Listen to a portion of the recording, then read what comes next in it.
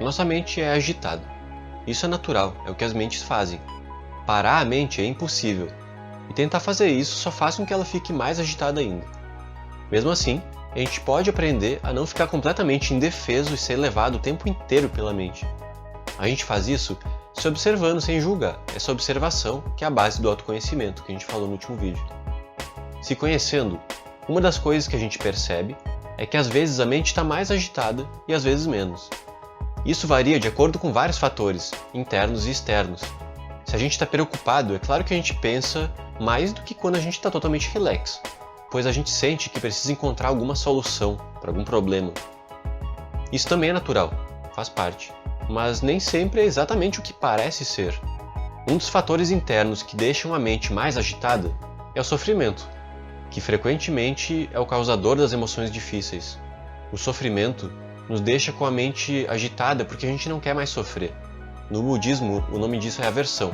Então, para evitar o sofrimento, a gente foge das emoções que nos fazem sofrer, e a agitação mental é uma forma de fazer isso. Isso também é natural, também faz parte, mas nem sempre é exatamente o que parece ser. Um dos fatores internos que deixam a mente mais agitada é o sofrimento, que frequentemente é causado por emoções difíceis. O sofrimento nos deixa com a mente agitada porque a gente não quer sofrer. No budismo, o nome disso é aversão.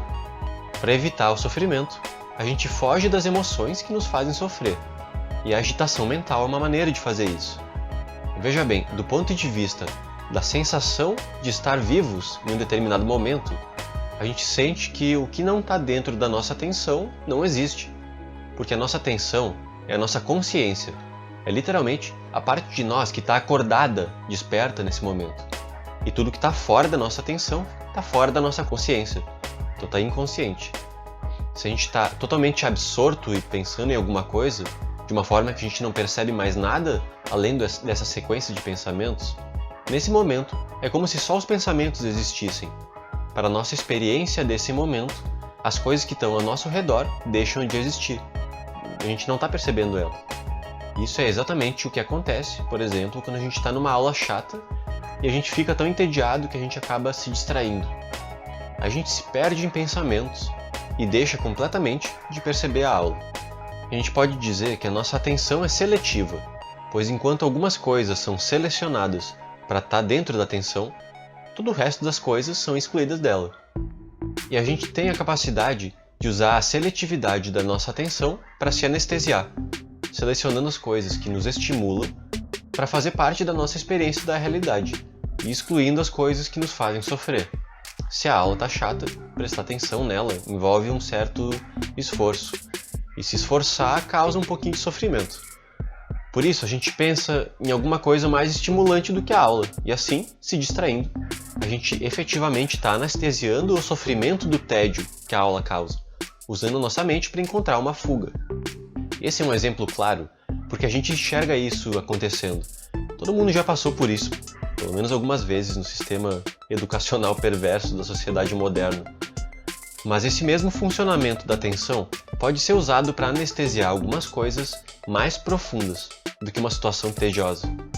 Talvez a gente sinta medo ou sinta incapaz, insuficiente numa situação, por exemplo.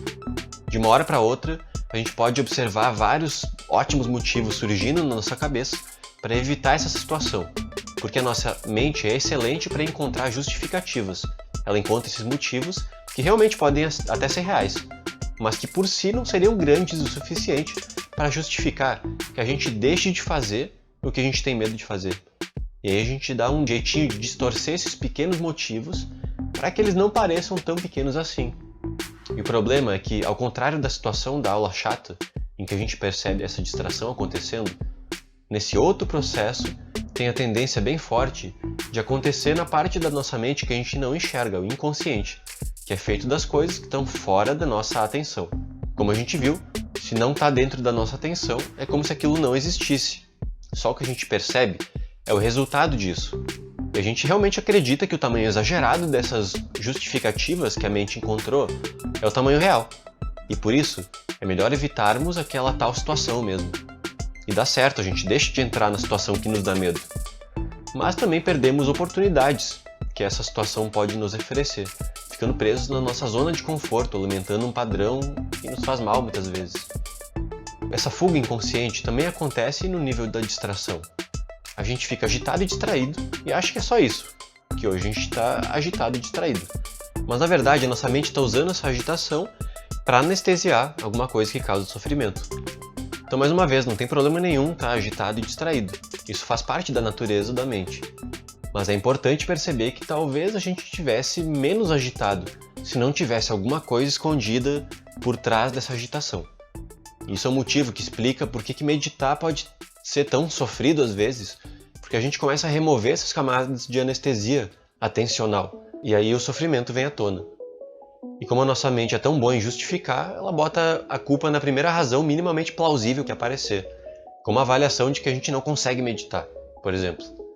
Enquanto isso, na experiência do dia a dia, isso acontece com tanta frequência que a gente acaba construindo toda uma experiência distorcida da realidade.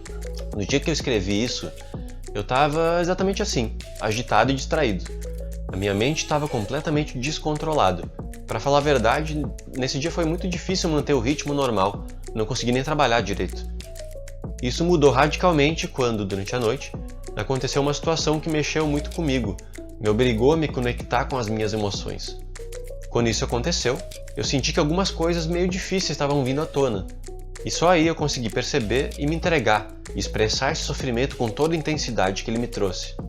Depois de chorar uma boa quantia, essa onda chegou ao fim e aí eu me acalmei. Depois disso, senti um profundo alívio e uma boa parte da agitação mental se dissipou. Foi assim que eu consegui fazer a primeira produção desse dia, que foi justamente parar e escrever esse texto que virou esse assunto do vídeo. Então o que eu quero concluir é a importância de saber que isso existe, para que a gente possa desconfiar mais do que a gente considera como a realidade. Porque essa mesma tendência da mente de justificar faz com que a gente assuma que tudo que a gente enxerga é completamente real, que nada disso é distorcido. Mas tudo que a gente enxerga é filtrado pela nossa mente, que tem esses interesses ancorados em coisas como a aversão ao sofrimento. Então observe, observe, observe. Enfrente um pouco a sua zona de conforto quando você puder, né? Respeitando seus limites, mas não confiando cegamente nos limites. Como um remédio amargo, às vezes um pouco de sofrimento traz mais cura do que o conforto de uma experiência ausente de vida e de sentimentos. É isso, espero sinceramente que isso te faça bem, digamos que adicione mais um graveto no fogo desse discernimento. Tenha um ótimo dia, até a próxima.